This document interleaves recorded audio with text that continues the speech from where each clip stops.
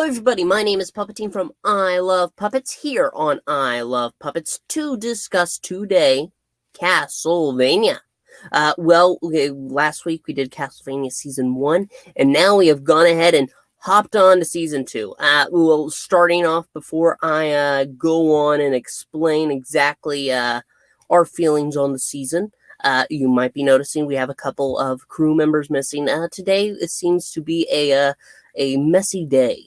But I have Dalton here, I have myself, and if Froggy can hop on later, he's absolutely welcome to. But getting back to the point of this show, and that is Castlevania, this is where the first season leads to. All of it leads up to this season right here to finally face Dracula. We have the main hero trio, which is Alucard, Trevor Belmont, and Sypha Belarus. What was that? Sypha Belarus. Sypha. I almost said Sophia, but that's Batwoman, and that's another conversation altogether. Yes. But we're talking about a good show here, so no need to worry. And a good show indeed. I know in the tweet that I said, "Will we hate it?" That was all a lie, because I'm pretty sure both of us. Not with this show. No, although I do think season 2 is probably the weakest of the seasons and a little bit rushed, but we'll get there. Really. That is interesting. I, of course, haven't seen season 3 or 4 yet. But as for season 1 and season 2, I don't know if I agree about the rush part. Sometimes during the battles, it took that... I feel like they weren't as smooth as the first season. But yeah, I think the biggest problem was they had a lot of stuff they needed to get done in season 2. And so they had a hard time balancing the action with the more philosophical edge that I think makes this show so special. So for me, at least, it was the weakest of the 4. But that's not saying much because every season of this show is amazing. It just it's the worst of the good is the thing, I think, in my opinion anyway. Yeah, no, absolutely. I don't know yet if I will agree with that. I'll have to wait until I see season 3 and 4. But I do know about season 2, what we've watched, what we've enjoyed. I'm really compelled by the story. I don't know exactly how I feel at the end of it, because the whole point is that Dracula needs to die. Because Dracula wants to not only rid the world of humanity, they also want to rid the world of vampires. Really, because he says that after all the humans are gone, I'm trying to remember, I think it's in episode 7 of 8, that he says, well, I don't know why I'm trying to give in to these children, basically, who are going to starve after I am finished with my plans. Yeah, he BS's them and says, well, I've got blood set aside, I've got all these actual livestock animals that you can feed on, this, that, and the other, and it's like, I have just enough of all of those to keep you satisfied for just long enough for us to get the job done, and then all of y'all can die, because essentially, and I think Alucard calls this later, this is Dracula's suicide note. He finds no more reasons to live on, so he wants to go out in a blaze of glory for the love that he once knew, and call it a day. Yeah, no, that's absolutely it. And I think Dracula, during the final fight of this season, convinces himself that no, of course I'm not. I'm not doing this to be one big suicide note. What do you mean? You can't say this, son. Until he stumbles upon Alucard's room while they're fighting, and becomes a realization. And I mean, this season came out, 4 years ago? So it's not really saying spoilers, but thereabouts, yeah. Yeah. I want to talk about the a character that I am still debating on whether I like her or not. And that is Carmilla. Carmilla is this female vampire that's really just quite dastardly. And she has this secret plot that's going on, and she almost succeeds. Well, it seems like it, anyway. Yeah, because she notices that Dracula has gone foobar, and also that he's denying himself of blood, which I think factors a lot into the final fight. Because remember, for those of you that watched season 1, I don't know why you'd be watching this, you hadn't, but remember what we saw him do in the opening. Remember Dracula at his full power, and then remember what he does in the course of the final fight. I think had Dracula actually been feeding on something resembling a regular interval, this wouldn't have even been a fight. This would have been a Q from Star Trek or Lucifer from Supernatural, snap of fingers type of fight, more so than it actually is here. But fortunately, Dracula is fully intent on dying, and so has not fed in at least the year that he's been prepping this, and probably a significant length longer than that, because I don't imagine he was feeding a whole lot while he was with his wife. So I'm not even sure the Dracula we see at the very beginning of the show is Dracula at his full power. It might have been a reduced form even then. Yeah, no, I can agree to that. You see, I really do enjoy, especially what's his name, Gavin Travish, I believe that's his name. He plays the role of Dracula very well. I am quite saddened by the end of this because Dracula is gone. He is defeated in his emotional moment, and he kind of just lets Alucard do it because, in his own words, he must already be dead because he's stupid enough to kill the greatest gift his wife ever gave him, which is Alucard. Yay. Yeah, no, I absolutely agree to that. And Alucard, he does finish the job. One thing I'm wondering, though, by the end of this season, where do we go from here? That's a big question. And with how the show ends this season, we can absolutely figure out exactly what they mean. Because, well, they have this path open with Carmilla. She's going back home and taking, what's his name? A character Hector. we meet this season, Hector, who's a forge master, basically brings people back from the dead as quite, Well, he puts the souls of demons and whatnot in dead bodies and uses them as vessels, basically, is the gist of the Forge Master's shtick. And as for the other Forge Master, Isaac, Dracula's last kind act on this earth was saving Isaac's life because Isaac remained loyal to him through it all. Yeah, Isaac is another one of those characters that I have to figure out whether or not I like them, because these aren't exactly good people. Hector's not terrible. He's really just messed up in the head, but Isaac is a whole nother level. Yeah, season 2 Isaac is a full-on nihilist, and I have to admit that when I watched season 2, Isaac was my least favorite character. Without spoiling anything, and for anyone that's watched season 3 already, you know where I'm going with this. He quickly goes from being my least favorite character to my most favorite character in the space of season 3. So there is hope yet for Isaac. Yeah, well, I'll have to wait and see. I'm going to go ahead and address some comments.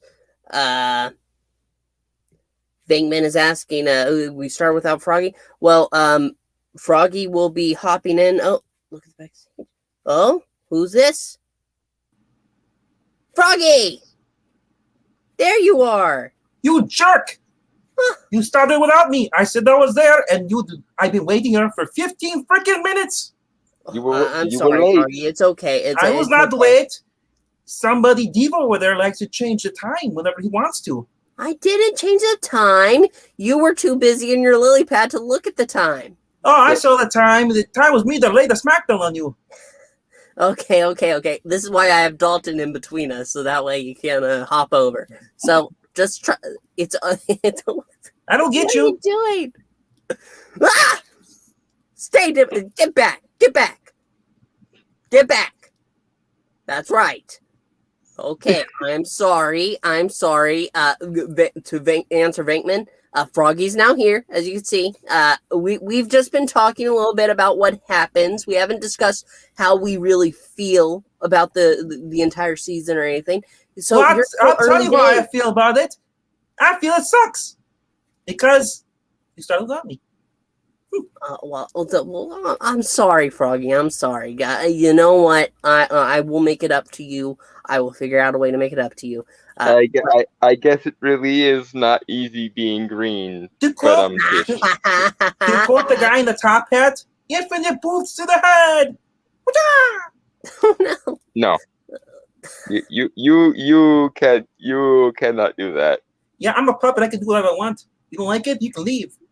Oh, okay. Let's you can hop on talk here. about the thing that brings us all here, Castlevania. But first, Moranya, where are the Castlevania acts? I'll just say to you, Puppetine, eat shit and die. Ooh. Screw it, Alucard. Well, I can't say the other thing because Trevor's my boy. He's awesome. Yeah. Yes.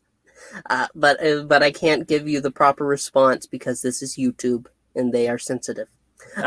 You're not monetized. You can say whatever the heck you want. Dalton, drop some F-bombs. Don't drop F-bombs. We're keeping this clean.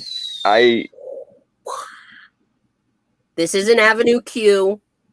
The puppets do not curse here. The internet is for... No, Froggy. No. Hello, Mariah. The internet is for warts. That's what it is. Alrighty. Moving right along. We were just talking about Isaac. What do you feel about Isaac? I feel he's the worst character in the whole show. I could have done without him. At least for this season, I agree with you. Oh, no, I agree all the way through the whole entire series. I can't talk about that. I fundamentally disagree with you because, like I was just telling Puppetine, Isaac goes from being my least favorite character in season 2 to my most favorite character in season 3 and beyond because the character development they give him is amazing and I love it. But that's for next time. I want to say I feel differently. I feel that Hector had more character growth. Hector has a lot of character growth. The guy likes puppies. The guy likes puppies and ends up becoming one because he's Carmilla basically adult Newt Scamander. Basically, justice for Carmilla. Yep, Carmilla doesn't deserve justice. Yeah, she does. No, she doesn't. Yeah, in the form of a stake to the heart and other forms of pain. Listen, Carmilla is one very attractive vampire lady. Carmilla and Godbrand both need to be avenged, I should say, probably. Yeah, I say that. Well, Godbrand died. Yeah, that was stupid. He was a character that I actually I was quite happy. He brought that castle was dead. He brought joy to it. I got to agree with Froggy on this one. I love me some Godbrand.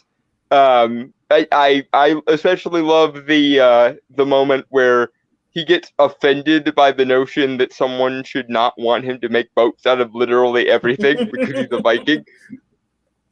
Yeah, that's what they're supposed to do. Apparently. He's not wrong, and he did have some humorous moments, but overall, I just found him kind of annoying.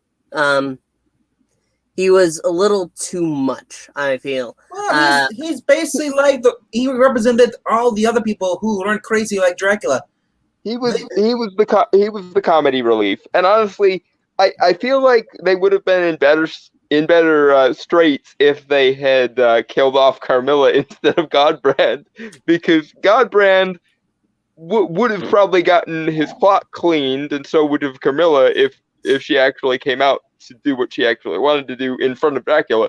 But at the very least, Godbrand could be reasonably talked out of the crazy, whereas Carmilla is the very reason why the golden rule of the relationships between men and women exists. I.e., do not stick a certain kind of male anatomy in crazy. Do you recognize who the voice actress is? She's from Defiance. She played the mother. Yeah, I know her better as the Black Fairy from Once Upon a Time. I experienced her at Defiance, and she played a similar character she's playing in this series.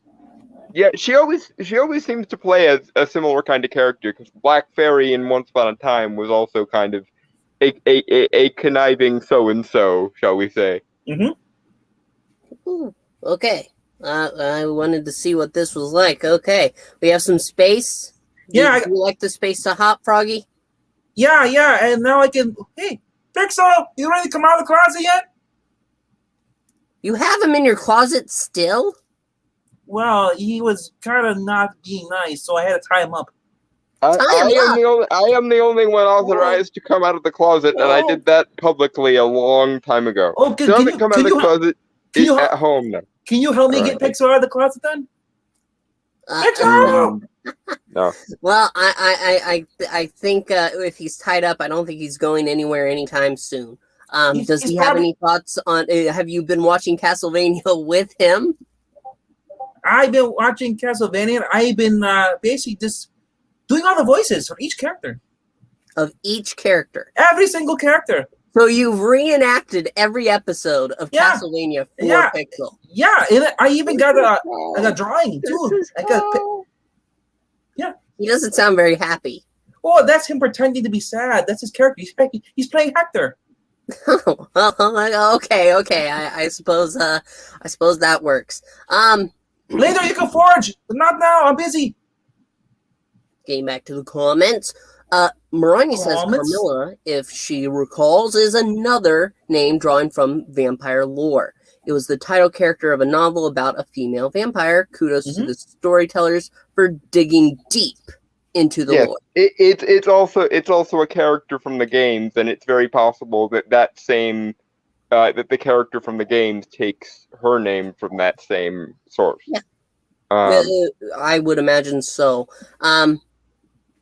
So I want to go ahead, and we've already discussed how this season ends. It sets up for Carmilla to be this big bad in the future, and also the same thing for Isaac. He wants to build an army of his own. Did you talk about how they took the racist priest, then used him to bless the water? No, that I did not. That is actually one of my favorite moves that they did. It was awesome because they did that, and then they took out the supports for the bridge and knocked a bunch of the vampires into the water. Although I'm kind of uncertain as to how the heck that's supposed to work, because like the way blessings are classically supposed to work is by drawing on like holy energy, and you would think being brought back via Hector's Forge Master Necromancy would kind of negate the priest's ability to touch on divine energy, especially considering that when he blesses the water, it immediately kills him off, which implies that night creatures are vulnerable to holy water, as we know. So, like, I'm from just a sheer like magical shot perspective, I'm sitting here going, okay, so how the heck did that work? I think that they are saying that the ceremony itself is more important. Yeah. I'm suspecting that's the route they were going to go. Is that the consecration ritual for holy water is less a religious sacrament and more of a spell, which I personally am fine with. I literally have books that have a spell in them for consecrating holy water, so it works fine. I think it was just anime logic. That's all. What can happen will happen in anime, and you'll just scratch your head. No, this was written by Warren Ellis, who cut his teeth on certain issues of Hellblazer back in the day, and he's always been pretty good about delving pretty deep into esoteric philosophy. Yeah. And knowing what I know about the other seasons, if this is the one mystical mistake he makes in the entire show, it is basically just a one-off, because he is forgiven. He stays pretty accurate to real-world occult philosophy as far as the rest of the show goes. So, yeah. I think maybe he's getting Netflix money and he doesn't care anymore. No, I don't think that's the case. No, he's getting green. This was Warren Ellis's passion project for decades. So I don't think there's ever going to be a situation, especially knowing how it all ends up, that he doesn't care, because you can almost feel the love coming off the page in every single episode of this show. I can pretty much agree to that. Moranya saying that Frogula? Oh no, he's gone from cute and cuddly Froggy to cute and cuddly blood-sucking Frogula. He's alive. I'm a cute Frogula. Suck blood. I don't suck blood at all. I do you with my mouth. You want a pizza? Running water is usually sufficient to keep vampires at bay. Yes, they did address that. And blessing the water is a double whammy. Yeah, that's imagine they took running water, which was already a problem, and sanctified it, making it even more of a problem. Therefore, that reminds me of one of Godbrand's one of his favorite lines of mine. Running water. I'm a Viking. I'm not going to die from running water. He would have, but. You're going to die. You're going to die because Isaac has a displaced man crush on Dracula, but that's a different story. So all this proves is that vampires don't take baths. They do. They do. Godbrand says that. That doesn't count as running water. Because it stopped being poured when you got into it, according to Isaac and Hector. Yep. That is a good point. So if he's in there and I pour a bucket of water in there, he dies, right? I think it has to be fairly continuous. So if you poured it slowly, probably. Cool. If you dumped it all at once, it probably wouldn't do anything. It'd be like a Chinese water torture almost, except it's continuously running on the forehead and thus wearing it down. Yeah. I want to go ahead and we'll start with Froggy, since he was a little late to the show. Who's your favorite character of this season? I gotta say, I love Trevor. He's my spirit human, right? Yeah, that's what it is. That's a fair choice. Okay. The whole interaction between him and Alucard, and then him and Sypha. Yeah. Treffy. Well, yes, Trefor. I don't think if his name was Trefor, it would have flowed quite as well. Yeah, but you like to call him Treffy, I know. Yeah, you are Treffy now. But my favorite scene of the whole entire season is when they go into the basically the Belmont hold. Yeah, the Belmont. And then he's fighting against all of them. He's like, and he's trying to put the piece of wood up, and he can't. Like, yes. Enochian wording is a pain in the posterior, apparently. It's just he's trying to barricade the door with the plank. He's like, I have nothing to barricade this door with. All right, I'll do everything myself. Thank you, Alucard. Yep. I can absolutely respect that. I will ask the same question to Dalton, the Authenticator.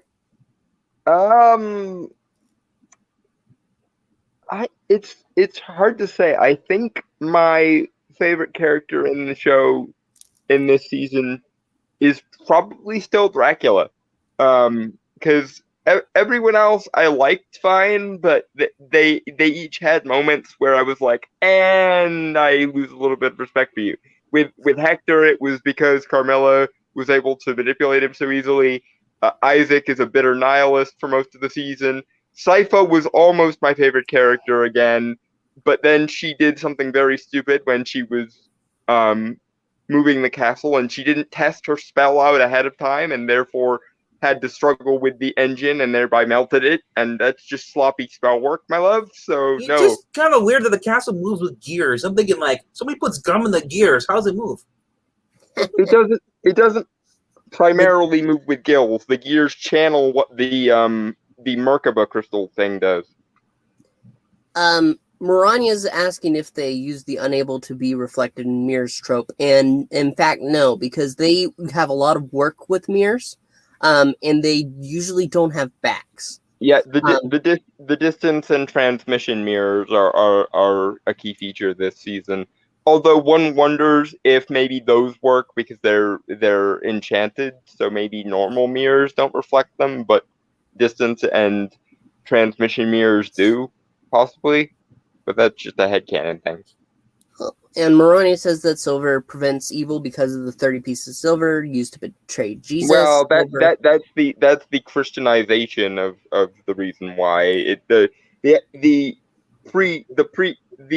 lore behind why silver prevents evil goes back a little bit before the Romans converted to Christianity, but that's the official church doctrinaire reason. And the reason would work well for this series. So, I mean, there's a lot of I don't know about that because it seems like most vampires can just sort of walk through religion as long as there's not actual like practical spell work behind it. Like the demon walking into the church because they didn't consecrate it properly, or even Dracula being able to shake off the Morningstar whip because he is not an ordinary vampire to be killed by Trevor's human magics. Thank you. I was trying to remember what that awesome whip was. I mean, that's the scene from The Hold when he's fighting monsters. He's just swinging from thing to thing. I'm thinking like, man, if this is live action, I don't know if they'd be able to do that because it's the biggest vampire killer MacGuffin in the games is why it was so important, and I like they made it like a Belmont family heirloom. Oh, I love it though. But when he uses and he just like the big giant fireball, then you see the monster go, it's gone. Yes, just like that. So I'm going to. Oh, Morania asks if true faith is not applicable as a vampire repellent in this. Not really. It's like I was saying earlier. This is very much in the Renaissance occult philosophy / humanism or Enlightenment humanism vein because Warren Ellis is very deep into those philosophies. So I expect this is kind of chalked up to a Warren Ellis kind of did his occult homework thing. Well, I'm going to go ahead and I'm going to figure out the answer to my own question. I really think it is. I think Dracula is a very good contender. I really think Alucard takes a moment to shine in this season, though. He's introduced in the last minute of the first season, to be fair, but in this one, he actually grows and he faces what he has to do. And you could tell he doesn't want to. That's his father. Mm-hmm. And he has to fight him. He has to kill him ultimately. Yeah, I love that that's the bishop, with the demon. Yeah, with it's not because he prepares. Because I don't think what the demon said, he doesn't have the actual faith in God. God left you because you betrayed him. The way they were doing Inquisition, the demon said, "Oh, God's not in here." Your life's work makes him puke. Yeah. And that's Matt Frewer playing from season 5 of what was it, Fear the Walking Dead. He was a villain in there too. He's also what was it, that movie called back in the day? He was like big giant floating head, Max Headroom, I think it was. Not sure. Yeah. But the whole cast in this is amazing in here. Emily Swallow playing Lisa Tepes, Theo James playing Hector, Jimmy Murray, Carmilla, Graham McTavish is Dracula, Trevor Belmont is played by Richard Armitage. That awesome cast here. It's like There's so many, Thorin Oakenshield. and it just gets better as you go through each season. There's more people. Yeah, there's definitely a level of love put into this show that you wouldn't see unless this was Warren Ellis's 20-year passion project that he was waiting to get funding for from somewhere. Because originally, for those that don't know, season 1 of Castlevania was supposed to just be a 2-hour movie, but it obviously did so well on Netflix when Netflix started to do its own original content that they were like, please, Warren, make us more of this thing. And he was like, okay, I had this trilogy worked out for a trilogy of animated movies for this, and that was what essentially was season 2 was movie 2 and 3 in Warren Ellis's hypothetical trilogy. And that's one of the reasons why I think the later seasons have a little bit of growing pains, because technically the show in Warren Ellis's mind, had he just stuck to his original plan, was going to end here, but obviously it went on for longer than that because people loved the season so much. I don't think I would have been quite as happy if it did end on this season. No, me either, especially knowing where we go from here. I don't know that. I just know that it ends with Alucard sitting on his father's chair in his study and crying, and that's Alucard just needs all the hugs, and just hugs for Alucard is the takeaway here, folks. Moranya says, as long as the stories stay consistent with their own established lore and logic, I can go along with the ride of different vampire lore. It's definitely good. I haven't noticed anything that's too off about things that we've heard before. Warren Ellis did his homework here, and that's one of the reasons I love this show, because I think Warren Ellis and I kind of come from a similar philosophical background when it comes to things occult, and so that makes this series particularly satisfying for me.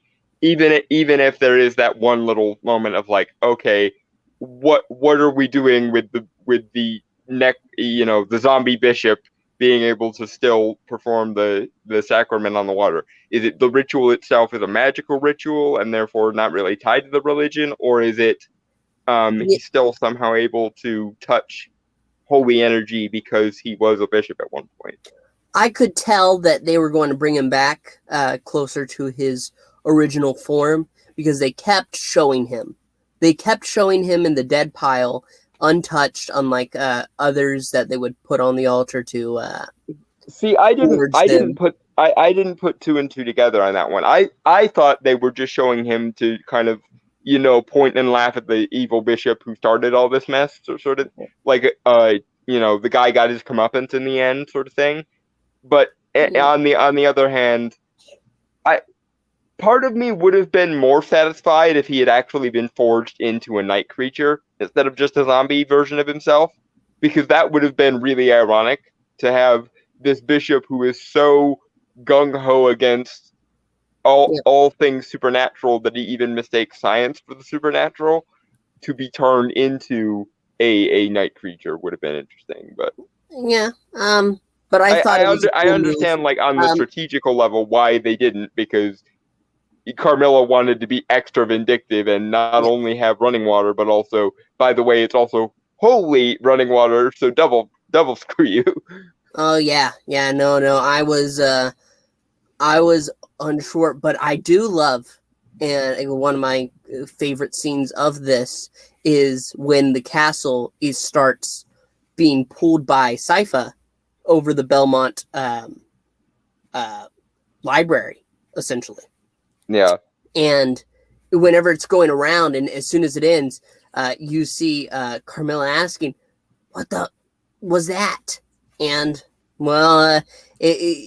just the shocked look on their faces was worth that. what's really weird is that they makes it sound like it was pulled right above it, but it's actually moved about 30 to 40, 50 feet away. Yeah, that took me a minute when I watched one of the later seasons where they show the hold again, and it's like next to the castle rather than on top of it, and I'm like, but my understanding is that the hold extends out. Yeah. So that's but like what they the mean. actual lid of the hold is or the actual entrance to the hold is off to the side a bit, which gave me a little bit of a start when it happened.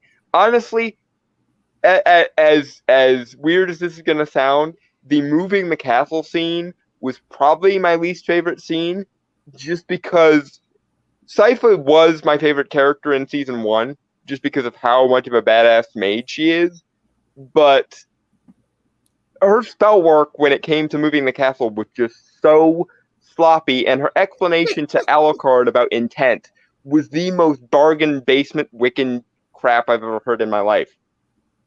And you would think, both as a mage herself and Warren Ellis being so well versed in the occult, that he wouldn't oversimplify it in such a way, because minor tangent.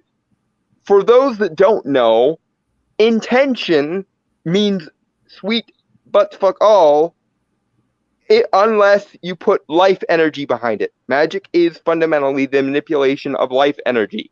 So if you don't put the proper energy into your intention is meaningless. I really hate this terminology of putting my intention on anything. No, you put your energy on the thing, and your intention is what guides the energy. Type. Well, I mean, yeah, that's. But I'm talking from a non-magical standpoint, just the shock and awe of it when the holy water was splashing through the city and destroying a bunch of Carmilla's army. That was great. Yeah. I thought Carmilla was going to die, but she escaped. That's what I enjoyed. I think before we wrap up, we should go ahead and do favorite scenes, though. So, Froggy, how about you tell us your favorite scene of this season? I told you the favorite scene was the hold and the Belmont hold, because that showed Alucard. Not Alucard. I mean, Trevor can hold his own, and once he gets a Morningstar weapon, it's like, oh man, shit's gonna go down. Yeah, and he hasn't even really learned how to use the thing yet. No. Just wait until he learns how to use it. He's like, I'll just whip. Okay, so that's how it works now. And I'm just thinking, like, how does he throw it out? Grab onto something and swing up, and then somehow get it unlocked. I'd be like pulling on the thing. Come on. Well, I mean, he is a Belmont. However immature and untrained he may be, he's still Trevor Belmont of Health Belmont. He has had training with whips. He's been using a whip. I'm just glad that he was sober by this time. Okay. So, Dalton, what was your favorite scene of this season? Favorite scenes? That's a tough one. I can go ahead and give mine if you need a second to think about it. Go ahead and do yours. My favorite one is actually the end of this. We've talked about this scene before, and that is Dracula's realization. After their fight, really, Dracula realizes how far he's gone. He's killing his boy. And just you feel the emotional impact on both characters. You know the pain that Dracula's faced and the pain he's feeling now, and the realization of what that pain has led him to. And Alucard has to kill him. He has to release him because his father has just gone too far. And I've got to say, I think my favorite scene, apart from maybe the Sypha opening the Enochian ward with her Enochian invocation there, which was just a minor scene, but I liked it. My favorite scene has to be when Trevor uses the Morning Star on Dracula, and he survives. First off, which we're surprised at, and second off, this is where Dracula reaches his limit and has one of the most badass villain moments I think I've ever seen, which is, I am Vlad Dracula Tepes, and I have had enough! Giant fireball that the entire trio has to work against in order to even survive.